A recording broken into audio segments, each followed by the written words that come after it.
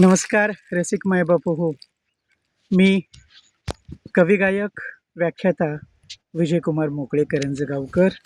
आपण भेटत आहोत काळजातील कविता.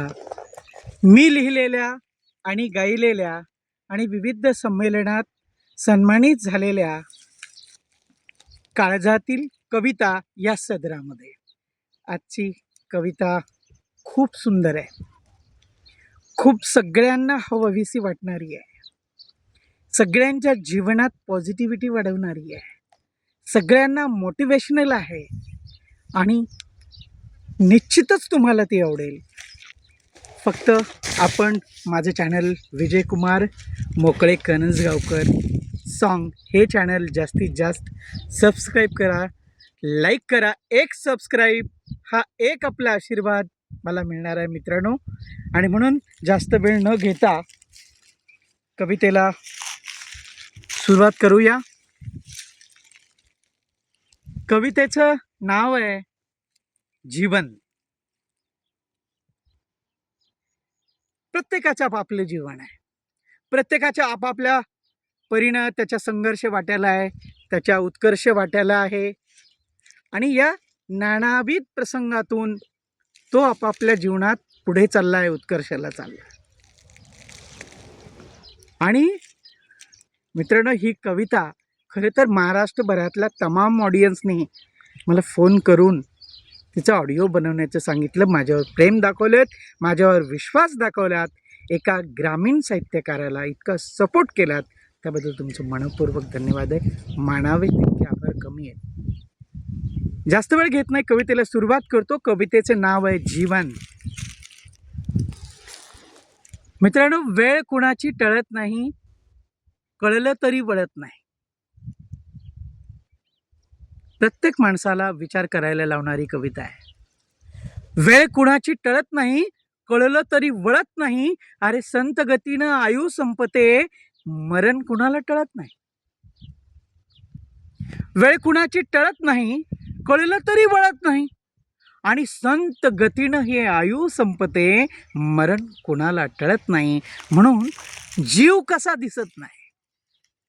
आपण म्हणतो आज हा माणूस होता आणि अरे काही वेळापूर्वी तो गेला, पण तो गेला कसा? तो जिवंत होता काही वेळ. मग तो जीव दिसतो का? तर मुळातच नाही मित्रांनो. म्हणून जीव कसा दिसत नाही, अरे मासा भूवर जास्त काळ तगत नाही आणि श्वासाशिवाय धग अशी डॉक्टरलाही कळत नाही. बरेच प्रश्न मी तुम्हाला उत्तरासाठी सोडून देणार आहे. काही आपणच आपल्याला प्रश्न विचारायचे आणि खूप अतिशय चांगल्या प्रकारे मांडलेलं आहे.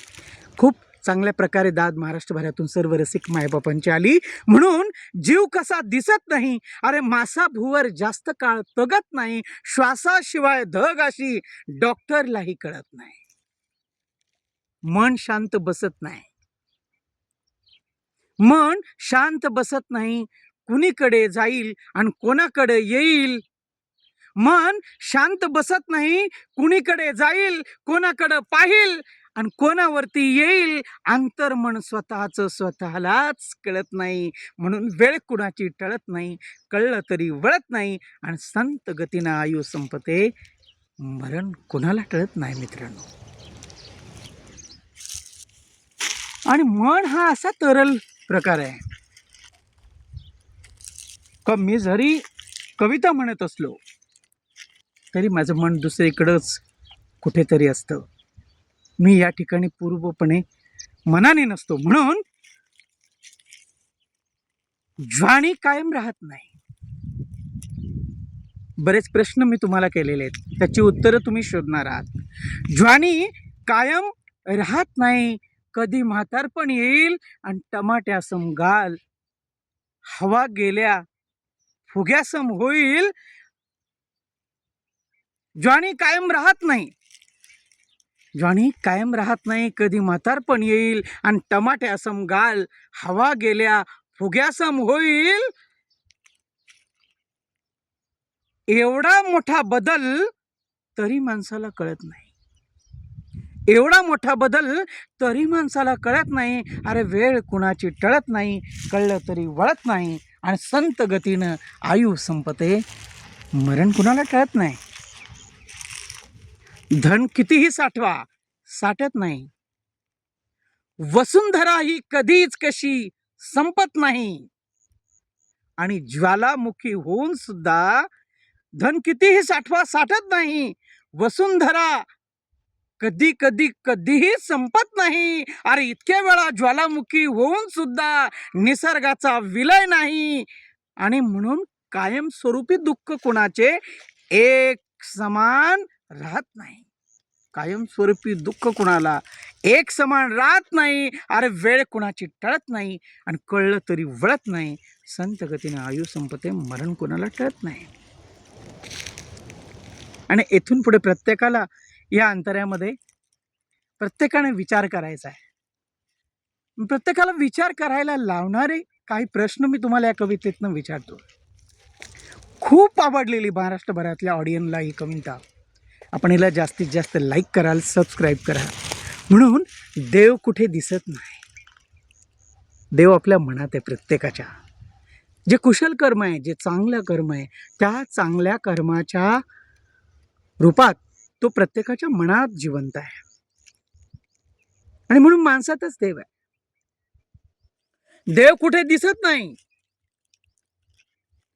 देव देव म्हणतो आपण, देव कुठे दिसत नाही.